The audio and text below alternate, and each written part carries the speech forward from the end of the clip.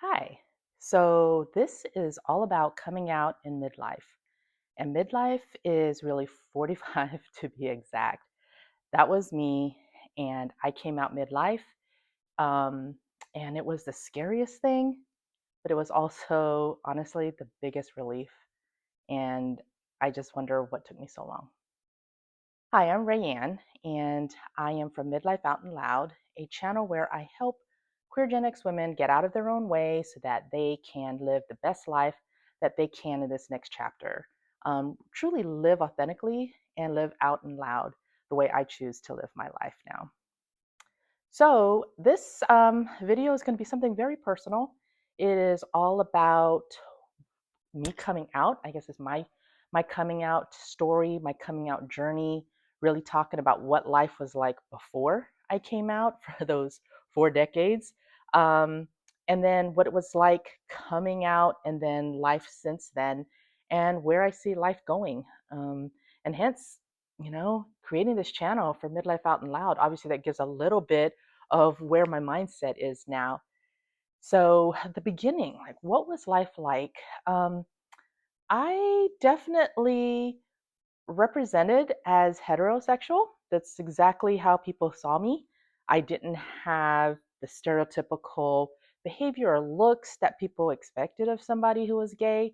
And I had feelings. I had thoughts, but I dated guys. I found women attractive. I didn't come from a really religious background, so that wasn't necessarily something that was necessarily holding me back.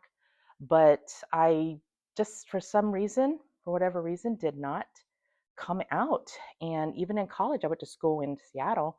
And in Seattle, very open, very gay friendly, very liberal. And so, truly, if I was in an environment to come out, that really would have been it.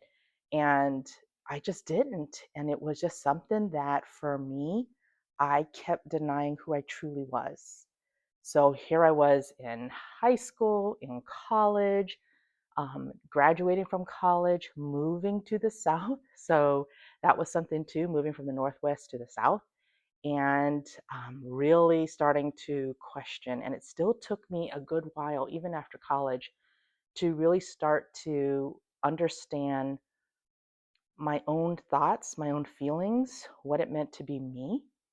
And for those of you who have come out later in life, understand, maybe you do understand what I'm feeling, or may still be going through it, but you feel like there's just part of you that is just still hidden, still in the closet, as they say. I really valued being true and being authentic, but I felt like I was living a lie. And I think that's what was really starting to eat at me. I would say probably a few years before I came out, I was going to church. You live in the South, there's churches everywhere. And I was going to church, but I really was questioning um, this whole view of my sexuality, me being authentic to myself, me living this lie of not admitting and owning up to my truth. And that was very hard. I had family, I have friends who are gay, and I just didn't understand why I was choosing not to come out, why I was still choosing to lie and play this charade or, this facade, live this facade of a life. And I think I was just scared. Truly, I was scared. I didn't know what others would think. I didn't know what my family would think, even though we have gay family members. It shouldn't have been a big deal. But I think I was still scared. It was something different. I had always lived my life just on like this path. And I don't know if I felt like coming out was going to be taking me off that path. But the truth is, it really kept me even more so on the path because by not coming out, I was even more so not living my truth. And I was doing something that just was not real and authentic. And I know I keep using those words over and over because it's something that truly has resonated with me and it's something that kept me going. So Yes, yeah, those few years leading up to coming out, um, I started to meet people, started to get to know people. I started to recognize my feelings for what they were. It wasn't just that I found women, you know, these women are attractive. I can find them attractive and not be attracted to them. No, the truth is, yeah, I was attracted. And that's being real. And I was finally owning up to that and recognizing that and thinking, you know, at some point there's this breaking point. And it was really a very pivotal moment for me where I finally said, enough is enough. And as scared as I was, as um, unsure of what was to come, I made the decision to come out to my family and come out to my close friends. And they had no clue what was coming. I literally called them up and was like, so I have something to tell you. And it was hard because it wasn't like I was dating anyone or anything at the time. It was just this was how I felt, and I really needed to do it. And this was back, goodness, 2018. Eesh. I'm trying to think. Yeah, about I wasn't quite 46 yet, so I was 45. Um, and it was so scary. And I remember being very emotional, and I blurted it out. And I think most people are like, okay, sure. And most of them, I want to say, for most, it was a surprise because I had been dating guys, and so they thought, wait a second. I did have some friends who thought, I kind of wondered, right? Because I never had a boyfriend that I ever brought home, and it just was one of those where it was a mixed bag of reactions, but I wondered if I was going to lose any family or any friends over this, and I did not. Nothing really changed with at least the friends that I had and the family that I had, and they still loved me. They still, interacted with me the same. Nothing was different, but I was different.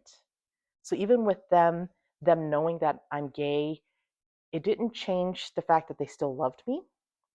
And I even have relatives who are religious, who, as they say, have these strong Christian values, but they themselves still loved me and knew that this was who I am. And so for me, even though the relationships themselves weren't completely different, I guess, now it's just they knew more about me and would explain certain things. Uh, I think at that point, I felt such relief. And I don't know if I guess when you go swimming, right? You hold your breath, and then you finally break through, and you're underwater and you break through, and you take that big deep breath, that big inhale, um, and then you exhale. And I felt like I had been holding my breath and holding my breath, and I finally exhaled. And it was this big, huge relief. All of this one part of me that I had been hiding had been this veil over my life, and I finally pulled that veil away. I was able to breathe, and I was there. I was me.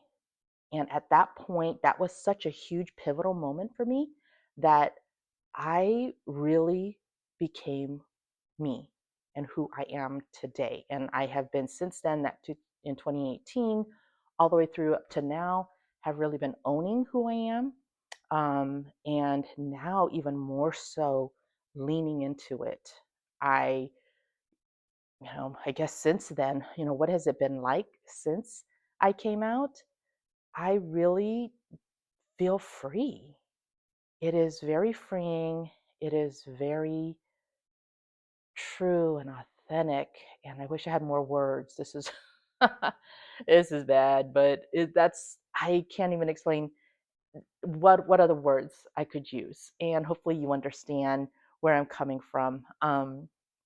It is just such a great feeling. And so, since then, I have been talking to my family. I'm more free with talking with my family and friends about dating. Before, it was just something I just didn't talk about much, and they talked about everything but. And now, when I'm in a relationship, and in fact, I am in a relationship now, I am very free and open about it. And there's something to be said about that because I still live in the South, and the South, they have different views. It's not quite, the West Coast, which is where I grew up. But I find the pockets and I find the opportunities to continue to be myself. I don't hide it at work. I don't hide it amongst my friends. I do choose to live as me, all of me. So now I'm out there enjoying being in the spaces with other queer women, um, being around LGBTQ community. I'm still continuing to grow that community, grow my tribe. And so that's one of the things that I'm doing as part of this YouTube channel and also part of the school community that I'm starting as well with the same name. It's to help build this community and help other queer Gen X women get out of their own way, whether it's coming out, whether it's addressing some other aspect of their life, but doing everything we can to truly just live and be our real self. So now where I'm at is I am choosing to live life out and loud. It is such a space of exploration. So not just coming out and being true to myself this way, but also being true to myself in what I really want to do with my life. I want to travel. I want to be free. I want to explore. I want adventures. And so now just coming out has really given me that freedom to say, okay, there's nothing left. You're not hiding anything anymore. You have the world to explore. And so I'm very excited about what opportunities come, um, and sharing this experience with others, meeting more lesbians, meeting more queer women out there locally as well as globally. I'm looking forward to that. I'm looking forward to sharing and building this community that we can all share and be ourselves and live out and loud.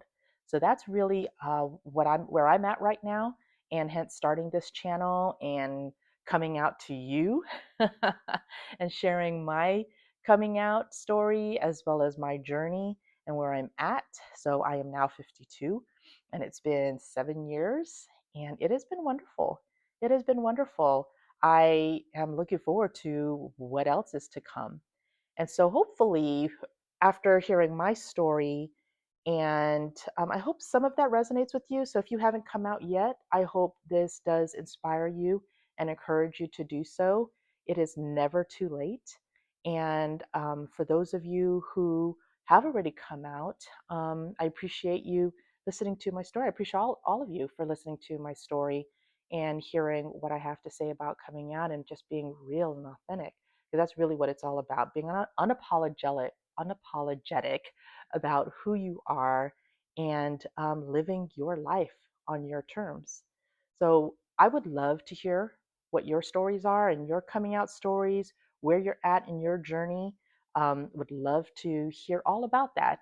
And so also, if you like this video and it's helped inspired you, or just kind of brought back some memories about your coming out story, I would love to hear about it. So yes, please like this video if it did inspire you, and would love for you to subscribe to hear more about my journey and my stories as we move through this life called midlife, I guess this next chapter.